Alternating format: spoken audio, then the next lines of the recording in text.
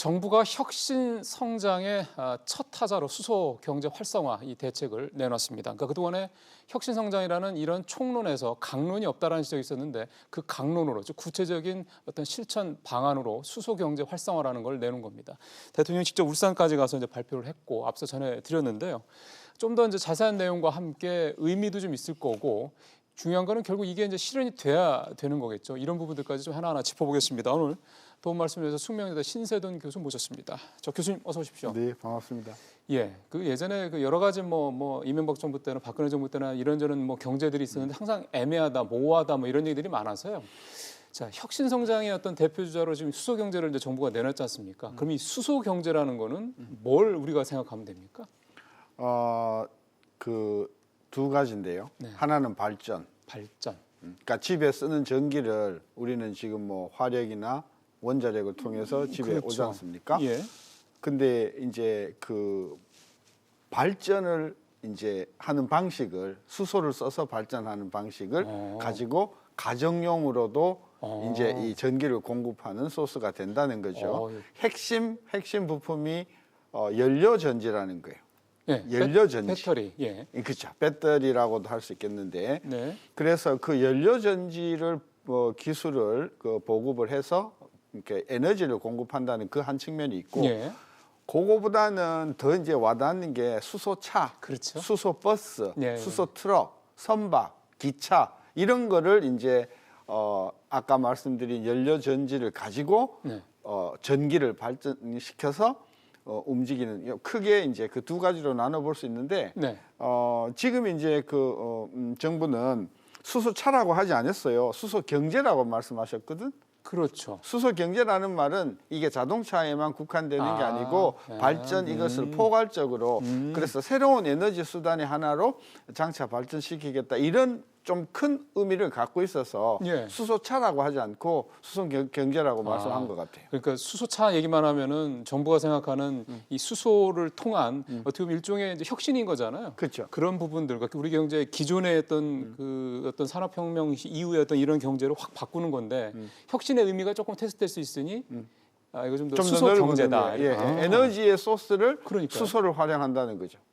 상당히 좀 그 약간 좀 새롭다는 생각도 좀 들고 하는데 이게 전체적으로 내용들 아마 이제 교수님께서 쭉 훑어 보셨을 텐데 네. 예전에도 뭐 이런 무슨 정책들이 많이 나와서서 이게 이제 예전과 좀 이게 다른 한 건지 150년 됐어요. 이게 그러니까 연료 전지라는 개념이 그러니까 수소를 연료로 쓰는 거예요. 네. 수소는 뭐 우리 공중에 굉장히 많기 때문에 그렇죠. 그걸 잘 이렇게 추출만 하면 그 수소를 가지고 이제 태워서 이제 물을 만들면서 동시에 부산물로 전기를 발생하는 방법은 거의 150년 전에 이미 개발이 됐고요. 예. 지금은 수소뿐만이 아니라 다른 연료, 여러 가지 어떤 화학연소, 즉 전기를 발생시킬 수 있는 다른 어떤 그런 요소들이 많이 그 후로 발명이 되어가지고 뭐 기름도 있고 전기 아니 그거 말고 또 그거 뭐요? 말고 뭐 인이라든지 그러니까 전하를 가지고 있는 어떤 물질들하고 이것을 산소하고 태워가지고 한쪽으로는 물이나 가스를 만들어내면서 네. 다른 한쪽으로 전기를 만들어내는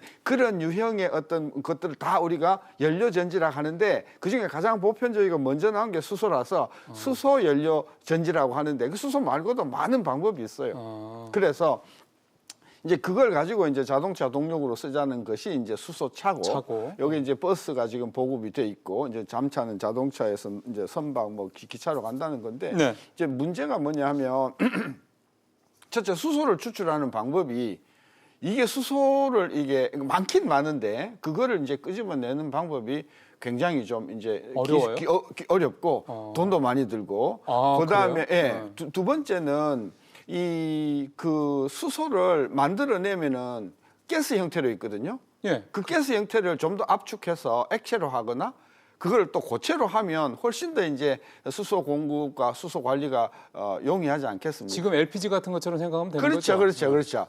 그래서 이 수소를 응축을 해서 즉 액체로 만들거나 또는 이제 고체로 만들거나 해서 이제 그것을 자동차나 선박에 쓰면 굉장히 이제 유용할 텐데 이제 그 돈이 즉 액화로 하는 거나 또는 액화된 수소를 가지고 다니는 그런 어떤 용기라든지 이런 것들이 돈이 많이 들기 때문에 코스트가 굉장히 비싼 것이고 또 하나 치명적인 것은 그 수소가 굉장히 폭발성이 있어요. 이게 예. 이게 잠재적인 어떤 폭약성이 있거든요. 예. 그래서 설사 액화 내지는 고체 수소가 가능하다 하더라도 이게 위험성에서 문제가 있어서 그런 위험성 문제를 배제할 수 있는, 그래서 국민들이 편하게 쓸 수 있는 그 단계까지 네. 가려면은 아직 기술적으로 개발해야 될 부분이 굉장히 많은 거예요. 그 폭발성 얘기는 많은 분들이 수소 전기차가 돌아다니는 수소 폭탄이 되는 게 아니라 이런 걱정들을 많이 하셔서 실제로 현대차가 아예 공식적으로도 그 걱정하지 않아서 전혀 얘기를 그건 틀린 거죠. 우리가 말하는 수소 폭탄이라는 거는 예. 원자와 원자 사이에 말하자면은 핵 분열이 아니라 핵융합을 통해 예. 가지고 생기는 거라서 훨씬 더 그건 원자 폭탄보다 크다면서요. 그건 전혀 다른 문제. 알겠습니다. 그 얘기는 더 자꾸 하면은 그렇습니다. 촌스럽습니다. 예. 그러면 지금 정부에서 얘기하는 거는 우리가 수소 경제와 관련돼서 글로벌 경쟁력이 있다라고 보고 그래서 그걸 적극적으로 밀어서 세계 넘버원이 되겠다라는 계산인데 우리가 사실은 그러면 그 정도까지 수소 관련된 기술력이 있느냐도 한번 봐야 될 것 같습니다. 이제 두 가지 측면이 있어요. 그동안 많은 외국 기업들이 이 부분은 장래성이 없다고 봤어요. 대부분이. 아까도 말씀드렸지만 수소를 추출하는 것, 네네. 그리고 그걸 액화하고 고체화하는 것, 그리고 그것을 가지고 다니는 것, 그리고 그러니까 자동차의 그 주유소처럼 그러니까 수소를 공급하는 이런 것들이 굉장히 그 여러 가지로 돈과 비용과 기술이 많이 예. 필요하기 때문에 많은 나라들이 수소는 장래성이 없다고 포기를 하고 던져놨었어요. 그래서 지금까지 조금 늦은 그렇습니다. 거군요. 그래서 현대차 그룹은 아니야, 이거 미래가 있다고 보고 아마 세계적으로 가장 그 수소차에 집착을 했던 이제 기업이 현대 기아차라서 네. 가장 먼저 상용 자동차가 현대에서 나왔고 맞아요. 예. 그다음에 이제 바로 이제 그 도요타나 혼다 같은 쪽에서도 기본 기술을 가지고 있었기 때문에 거의 뭐 우리나라 지금 기술 수준은 일본이나 뭐 우리 현대가 뭐 전 거의 차이가 없다고 보고 어느 정도로 국가가 확실하게 그러네요. 밀어주냐, 그리고 그것이 얼마만큼 그 기술 인프라에서 우리가 따라 네. 맞춰주냐에 따라서 과연 앞으로 1위가 될 수 있을 것인지는 좀 더 두고 봐야 되는 문제다. 근데 뭐 또 우리가 또 한번 맘먹고 또 밀어붙이면 또 할만한 거잖아요. 근데 이제 뭐 밀어붙일 수는 있겠는데 이제 이게 포텐셜리 잠재적으로 우리 경제에 얼마만큼 큰 이게 잠재적인 어떤 대박이 되는가, 이건 좀 따져봐야 될 문제 같습니다. 지금 정부 얘기는 경제 효과가 2040년까지 42조 원 얘기 나오고 고용 창출도 42만 명, 뭐 대략 한 40조 40만 명 이런 식으로 이제 굉장히 긍정적으로 보고 있던데요. 그렇죠. 근데 뭐 나는 그 40조면은요. 거의 삼성전자 수준, 부가가치 수준이라고 네. 봤어요. 그 부분은 뭐 그냥 정부가 그렇죠. 그냥 하는 이야기라고 예. 보고 예. 지금 정부가 숫자가 뭐냐면 2040년까지 620만 대 만들겠다는 네, 거거든요. 누적으로요. 예, 누적으로. 그러니까 제가 나눠보니까 연평균 앞으로 30만 대를 만든다는 거예요. 연평균 30만 대. 그러면 앞으로 20년 동안 매년 30만 대를 만들어서 20년 동안 600만 대를 만든다는 건데 그게 가능할까? 이것도 문제지만 예. 초기에는 30만 대를 못 만들 테니까 그러겠죠. 예. 끝으로 갈수록 뭐 거의 100만 대를 만들어야 네. 이거 620만 대를 채운다. 그런 관점에서 보면은 이게 물론 뭐 비용 문제라든지 기술 문제가 다 따라가 줘야 되겠지만 인프라도 구축이 되고 하면 가능하지 않을까요? 620만 대는 그냥 만만치 뭐 않다. 그냥 요망상인 것 같고 전 정부가 이런 걸 되게 좋아하거든요. 세계 1위 알아요. 예. 뭐 그냥 허황한데 저는 그런 것보다도 당장 앞으로 5년 동안에 구체적으로 어떤 플랜을 세워서 무엇을 어떻게 하겠다 이런 이제 구체적인 플랜이 있었으면 좋겠는데 조금 너무 이렇게 좀 얼개 정도만 있는 것이다. 그런 것들이. 예. 그리고 요거는 제가 정부의 그동안의 정책 운영 방향을 봤더니 수소 경제 문제는 현대자동차는 수소가 중요하다는 걸 굉장히 오래전부터 강조해 왔는데 예. 정부가 전혀 그 부분에 소응을 관심이 안 없었죠. 했었어요. 예. 그러다가 갑자기 작년 말서부터 이게 나와서 이게 또 저는 정부가 과거에 이명박 정부 때 그 뭡니까 녹색 경제. 아닙니다 그 로봇 물고기 만들어 가지고 수질 개선하겠다고 해가지고 뭐 그랬던 그게 생각이 나서 조금 우리가 찬찬히 요거 좀 뜯어봐야 되겠다 그런 생각입니다. 근데 좀 긍정적인 측면에서 본다고 그러면은 사실 저희도 그때도 한번 저희가 혁신성장이 도대체 뭘 의미하는 거냐? 그게 박근혜 정부 때 창조경제, 그다음에 이명박 정부 때 녹색경제라는 차이가 뭐냐 등등등 이런 얘기를 한번 하면서 손에 딱 잡히는 게 없다라는 지적을 했었거든요. 근데 그런 면에서 봤을 때 정부의 혁신성장이라는 어떤 그런 큰 측면에서 봤을 때 수소 경제라는 게 조금 더 손에 뭔가 좀 쥐어지고 체감도 높은 정책인 건 같지 않습니까? 그러긴 하다. 손에 잡히는 것이니까. 그러니까. 물론 리스크 부담도 많고 앞으로 가야 할 길이 그렇죠. 많으니까.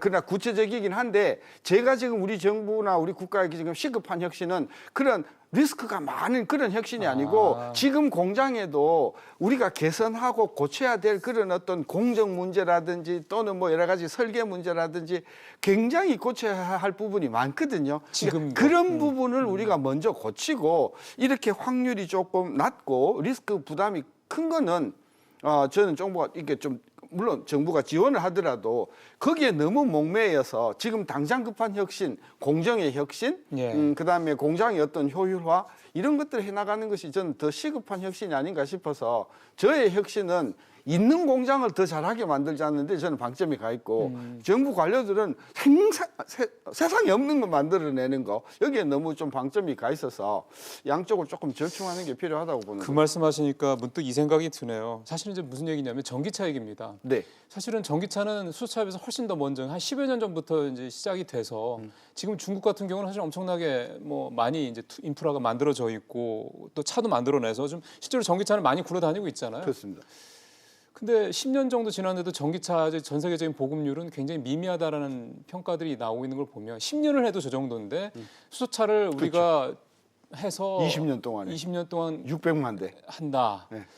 그러니까 결국은 이제 뭐 하는 건 좋은데 620만 대를 꼭 달성해야 되는 건 아니잖아요. 근데 그러니까 활성화가 되고 인프라가 잘 구축되면 되는 거 아닙니까? 그러니까 이제 쟁점이 뭐냐 하면 이 수소 자동차, 연료 전지차가 기술적으로나 그다음에 경제적으로 얼마만큼 장래성이 있는가 부분에 대해서 그렇죠. 우리보다도 훨씬 더 전에 외국계 자동차 회사들이 고민을 했었고 그 사람들은 다 어디에 성산이 있다고 봤냐면 전기차 있다고 그랬죠. 봤어요. 그래서 했던 거고요. 지금 그쪽으로는 뭐 어마어마하게 지금 빨리 갔지 않습니까? 저는 그래서 현대 기아 자동차가 오로지 그냥 수소차 붙들고 지금 10년 이상 지금 고집을 부려왔는데 이제 정부가 거기에 이제 등을 밀어주는 경우인데 과연 현대 기아 자동차하고 우리 정부의 이 수소 프로젝트가 성공할지 안 할지에 대해서 저는 기존의 자동차 메이커들이 오히려 전기차에 더 배팅이 있다고 선택한 그 어떤 선택을 봤을 때 상당히 조금 불안한 구석이 있긴 있어요. 뭐 리스크가 크긴 하죠. 너무 커요. 다 가는데 네. 안 간 거니까. 그렇죠.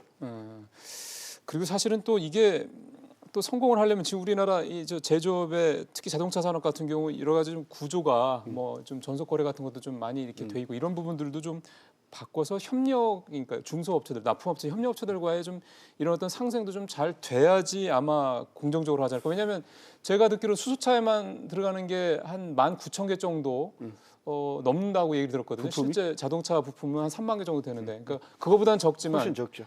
그래도 뭐 부품이 2만 개 이렇게 전후로 들어가면 현대자동차 혼자 다 할 수는 없는 거잖아요. 그렇죠.